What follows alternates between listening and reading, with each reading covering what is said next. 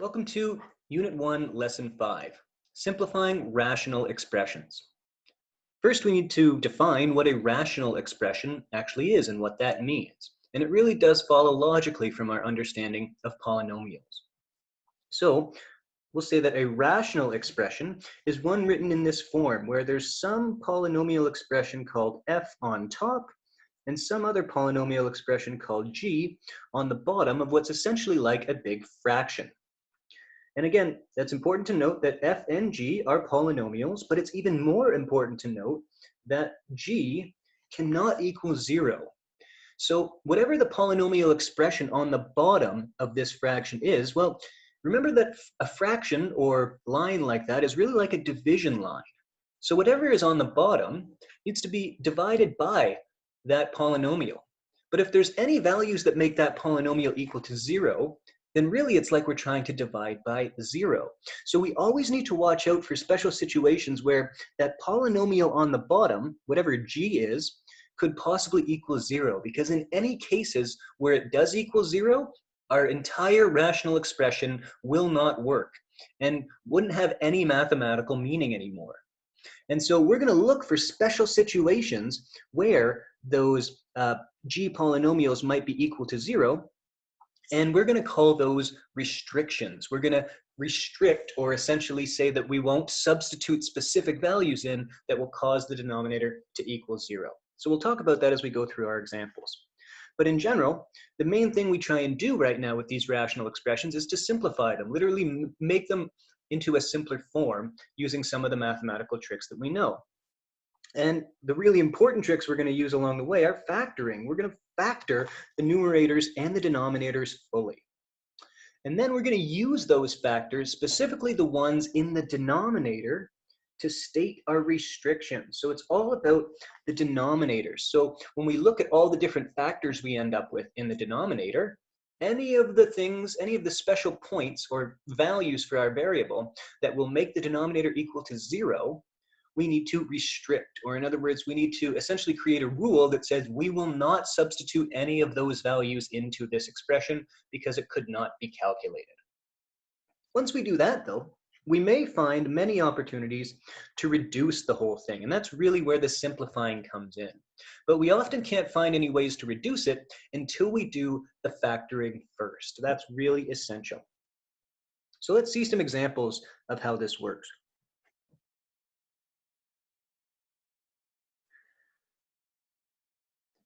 So in this first one here, well, if I go back through those 3 steps that we just laid out, the first one says to factor the numerator and the denominator fully. But in this first example, there actually isn't any factoring we can do on the top or the bottom. So we need to just skip to the next step, which is to state any restrictions on the variables. And I maybe just do this off to the side. So here's the sort of thinking that we need to go through. We need to say, well, if the following is true, if, let's say, we know that negative 9 ab to the power of 5c squared, we know that that's the denominator, and we know that for this expression to actually make any mathematical sense, that bottom expression cannot equal 0. So that, remember that symbol with the equal sign with a line through it literally means cannot equal or must not equal. So if this is going to be the case, then we can ask ourselves, what else has to be true? Well, if you think about it carefully, because all of that is just one term where 9 and the a, b, and c variables are all multiplied together, all in one big term. So that means a can't be equal to 0, b can't be equal to 0, and c can't be equal to 0, because if any of those actually were, then the entire thing would become 0, and it wouldn't be an expression that we could actually calculate or use in any mathematical way. So no matter what we do from here on out, no matter what new simpler form we write this in, we are always going to keep those essential restrictions in mind along the way. And that's just based on this original form before it's been simplified or reduced in any way. Now let's think about some reducing that we can do. Now, with the variables, we're going to reduce things just using exponent laws. But notice we also have coefficients that we can reduce as well. So with the coefficients like 3 and -9, we look for anything that we can evenly divide them both by. And of course, they both evenly divide by 3. But beyond that, we also notice that there's a negative in the denominator.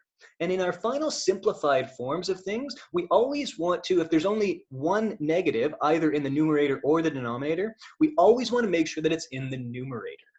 So if right now it's in the denominator, we can accomplish it. We can accomplish the goal of switching it to the numerator by, instead of just dividing each of these things by 3, because we know they divide by 3, I'm actually going to divide each of them by -3.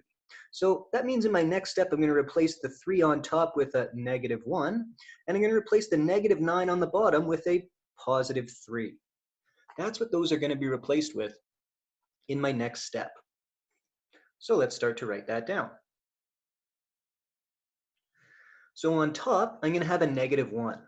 But for right now, I'm actually just going to write a negative, because remember that we don't actually have to write a coefficient of 1 at all. So I'll leave a negative there, and then if I don't end up having any variables on top at all, then I can put a 1 in. But if I do have any variables, then I won't need a coefficient at all. I can just leave the negative. And on the bottom, I'm going to have a 3. Let's think about what happens with our variables. Well, I have a to the power of 3, and then that gets divided or reduced by a single power of a. So if I divide away 1 power of a from the original 3 powers that I had, that leaves 2 powers of a left on top, which I will write not in a highlighter. I will write it like that. So again, we had 3 powers of a on top. We canceled out 1 that was on the bottom, and that left 2 powers of a on top. What about with the b's though? It's a little bit weirder. We have 2 powers of b on top and 5 on the bottom. So 2 of those on top can reduce away 2 of the ones on the bottom, but we're still going to have 3 extra powers of b left on the bottom. So we're going to have b to the power of 3 left on the bottom, or b cubed. And we have a similar thing happening with our c's as well. We have c to the power of 1 and c to the power of 2 on the bottom. So in that case, maybe get rid of these as well. In that case, we're going to be able to reduce 1 of the powers of c on the bottom, but we're still going to have 1 power of c left as well. So that's the simplest way that we can write this. And that's one form of simplifying. But in this case, we didn't actually have to do any factoring in order to do that. Let's try another one that will involve a little bit of factoring, and possibly some other ways of reducing. So if we look carefully at some stuff on the top, well, the first x, there's nothing we can do with that. The x minus 5, nothing we can do with that. But if we look actually at this bracket here, there's actually a little bit of common factoring we can do. So from that bracket, we can actually common factor out a 2, because everything there divides by 2. As well, from this bracket here, we can common factor out an x. So we can pull an extra factor of x out on the bottom. So let's rewrite this expression.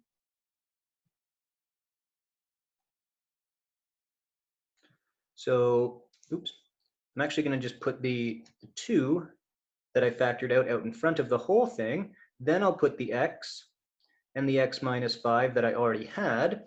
And now what used to be a bracket that had 2x plus 4 is now going to be half of that, x plus 2. So I have common factored out, again, I'll just sort of show you it here. I have common factored out a 2 specifically just from this bracket. And that's where this 2 came from, which is now out in front. And that's also why this bracket now looks a little bit different. On the bottom, I said from that first bracket, I'm able to factor out an extra x.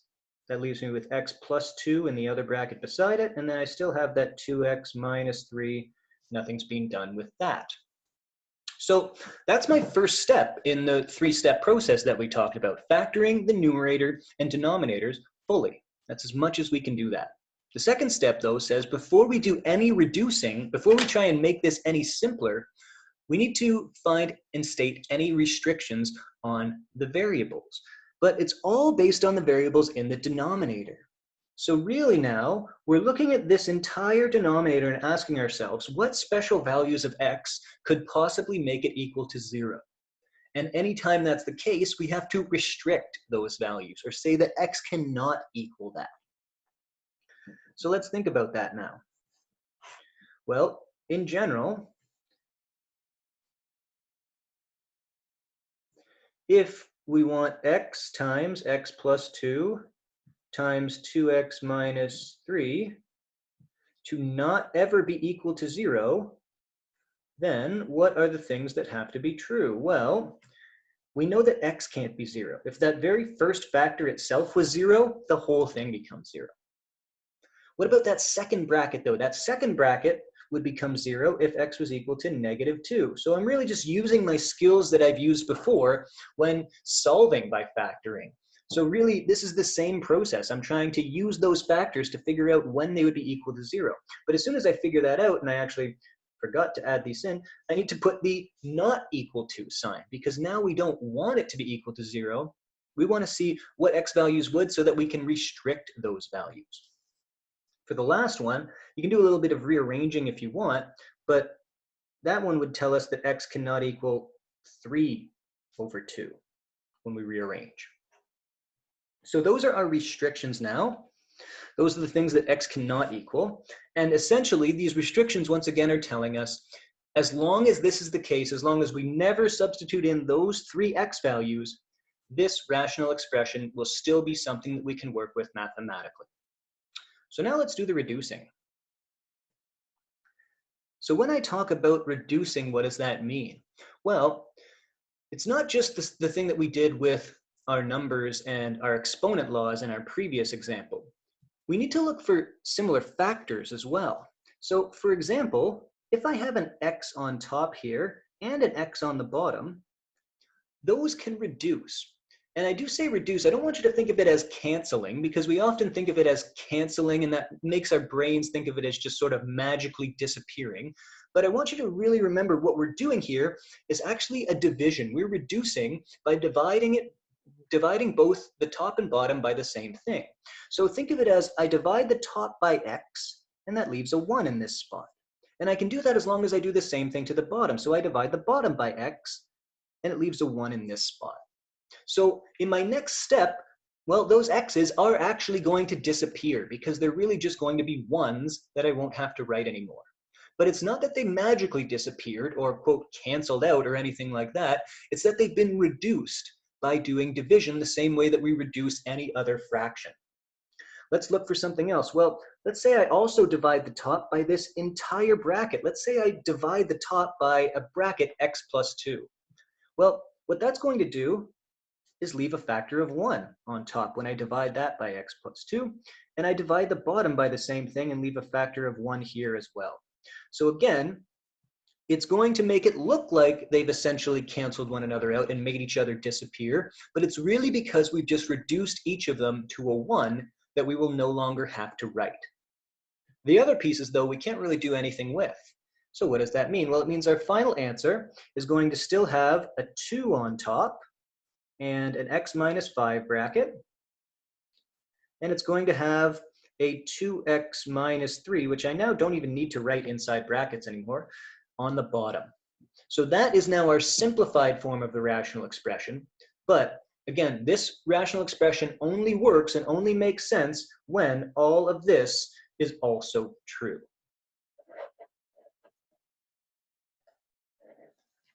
The remainder of this lesson is really going to be just more of the same, but we're going to be using lots of different factoring skills along the way. So let's try this one. So for this first example, right now it's important to note that what we have on top is 3 separate terms right now. In other words, 3 separate chunks that are separated by addition or subtraction. When that's the case, we can't do any reducing with anything on the bottom. We can only reduce when we have broken everything up into different factors. So that's really important. Factors can be reduced by dividing both the top and bottom by the same factor, but individual terms cannot. So the bottom is pretty simple right now. It is just one single term, but we need to work on the top and try and break it up into separate factors and see if any factors can reduce with what we have on the bottom. So with that being said, let's think about common factoring. So everything on the top definitely divides evenly by 5, and they all have at least one power of x. So 5x is a common factor.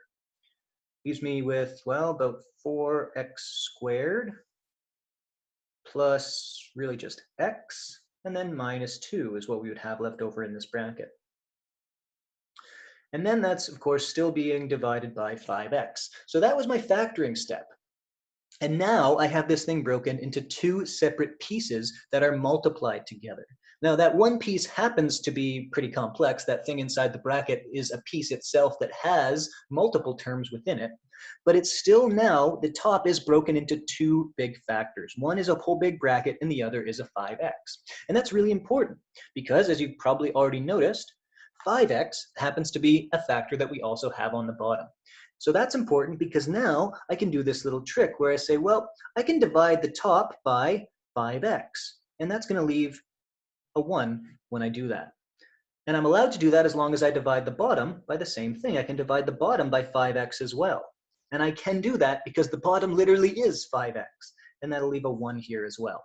So suddenly, again, in our next step, it'll look like the 5x's have just magically disappeared, but really they have been reduced to 1s that we no longer have to write. Now, before I even write that final step though, I've forgotten to do my extra important step here. I need to think about what is going to be my restriction, or possibly more than one restriction, on this expression. Well, the bottom cannot equal 0, which means 5x can't equal 0. So really, x cannot equal 0 would be our restriction in this case.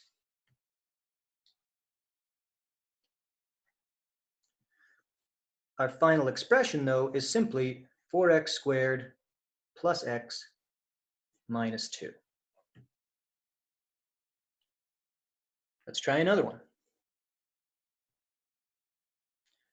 Now, once again, our whole thing on top is a bunch of separate terms, and everything we have on the bottom is a bunch of separate terms.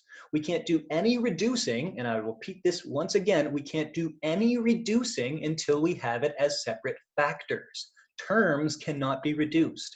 Factors can. So let's change these into separate factors. So if we do a little bit of factoring, well, these are actually both tricky trinomials, so you can pause it here and try these for yourself if you want, but I'm going to just jump ahead and show you what I got so we can focus on the reducing after that and the restrictions and the new stuff. So I got 2x plus 3 multiplied by 2x minus 5 for the top. And on the bottom, 2x plus 5 and 2x plus 3.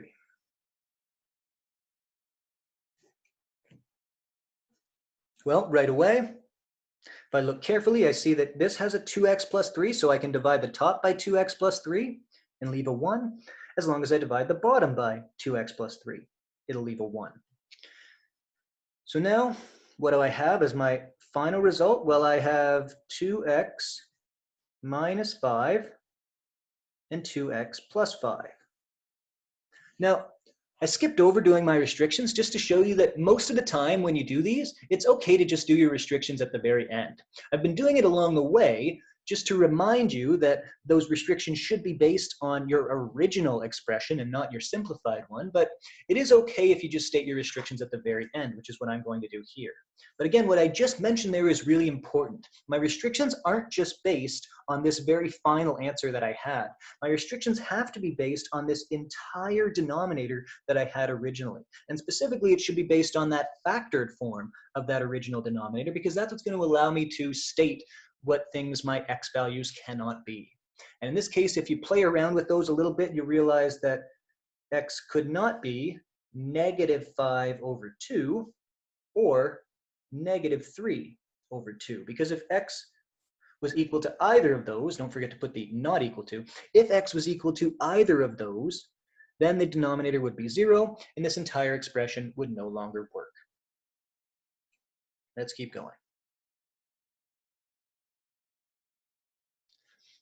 For this one now, there might not look like there's actually any factoring we can do on the top. There is a useful form of factoring that we could do, but it might not be obvious to do that just yet. So I'm going to actually just do some factoring on the bottom. If you look carefully on the bottom, you will see that you can do a little bit of factoring. So I'll rewrite what I have on top and show you that on the bottom, we could common factor out a 2. And we would get 2x minus 3y. But now look carefully at that. The top has 3y minus 2x, and the bottom has 2x minus 3y. So they are very similar, but sort of opposite from one another. So here's a trick you can do when you're trying to look for common factors that could be reduced. We don't quite have one just yet, but what I can do on top is a trick where I actually factor out a negative. But what I'm going to do first is show you why that's useful. So let's flip those terms around. If I put negative 2x first, and then I put plus 3y second, then it looks like I'm getting a little bit closer. But the signs of the things that I have on top are opposite to the factor that I'm working with on the bottom. So now I'm going to factor out a negative 1, or really just a negative sign. And what that's going to do is flip both of those signs.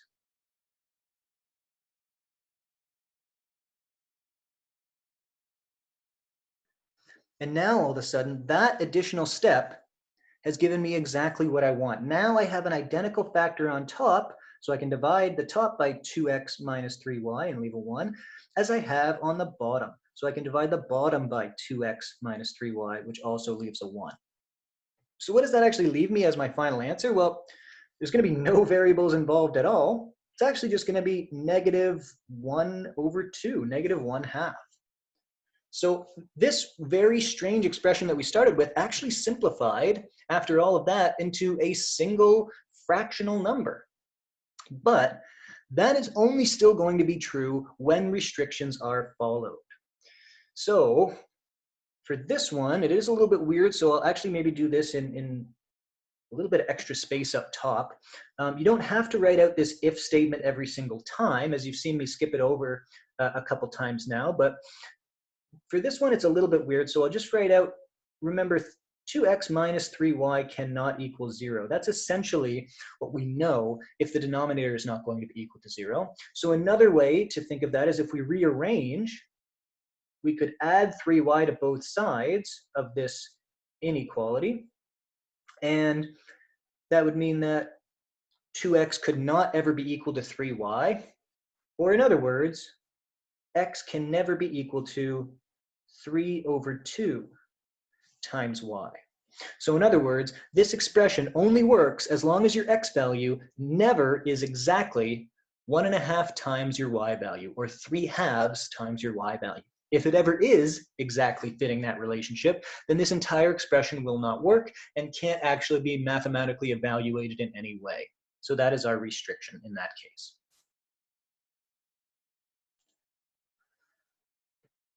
Let's keep going. This one, once again, on top is a tricky trinomial. You can pause it now if you want to try it on your own. But what I got is 3y minus 1, and actually another 3y minus 1. So that's a tricky trinomial, but it's part of a special class we sometimes call a perfect square trinomial. On the bottom, that is a tricky trinomial, but we should always remember look for common factors first, because that'll make the trinomial factoring simpler after. So I can actually divide everything by 3 first and common factor out a 3. I end up with something like this. And now you can see the trinomial that I do have on the bottom has simpler numbers to work with and simpler numbers to find the factors for. I'll rewrite what I have on top, and let's finish off the factoring on the bottom. Remember, I still have this 3 that's come along for the ride, but now that trinomial that I had on the bottom can become 3y minus 1 and y minus 2. Now, as soon as I get to that stage, everything looks as factors as it possibly can be. Everything is into separate factors as opposed to just separate terms. And now that it's all in factors, I can reduce those factors. So I see a 3y minus 1 is here, so I can divide the top by 3y minus 1 and leave a 1 there, as long as I divide the bottom by that same bracket, 3y minus 1 as well there. That's all that can be reduced in this case. So my final answer is still going to have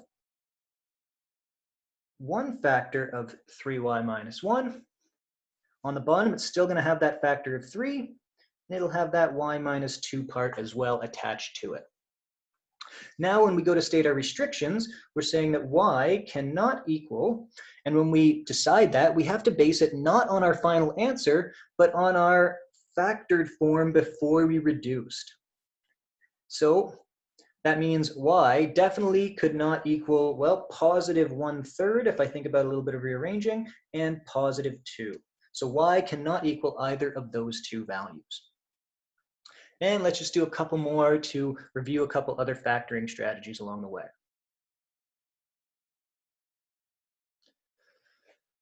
This one on top has one of those kind of strange looking trinomials, but it does just factor into two binomials that involve x and y.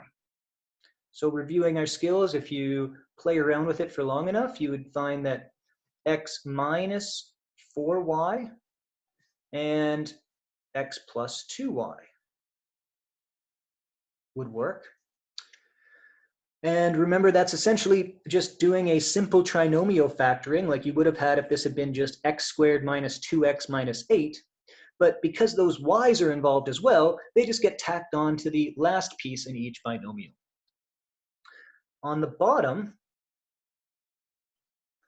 well, what I'm actually going to do is a similar trick to what we did in example C, where if I look carefully at my factors on top, each of the factors that I have on top has the x variable first and the y variable second. So if I have any hope, of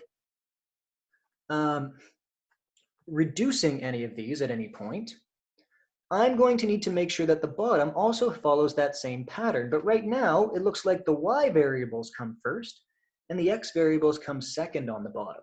Well, I can easily swap that around by doing that same trick from example C of factoring out a negative. So I'm actually not going to do any other types of factoring just yet. I'm just going to factor out a negative and write it like so. So I can switch the order and factor out a negative in this way. Now from here, x squared minus 16y squared, that piece that's inside of that bracket on the bottom, well, that's a difference of squares. So let's keep going and show what we would get. I'll rewrite what I had on top.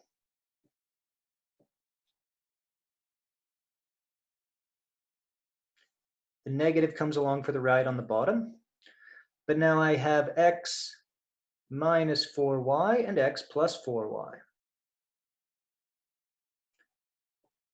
When we break that down. From there, we might notice that we have an x minus 4y here. So we can divide that by that bracket and divide the bottom by that same bracket, and each of those reduce to a 1 that we no longer have to write. So we still have an x plus 2y on top. And remember that really that negative from the bottom, what I really want to do is just write it on the top. So what I'm going to do now is actually put this in brackets and move the negative to the top now. So it's essentially like I've divided both the top and the bottom by -1, so that I've flipped my negative part so that it's now on top, because our final simplified form should have the negative on top of the fraction. On the bottom then, I still have an x plus 4y.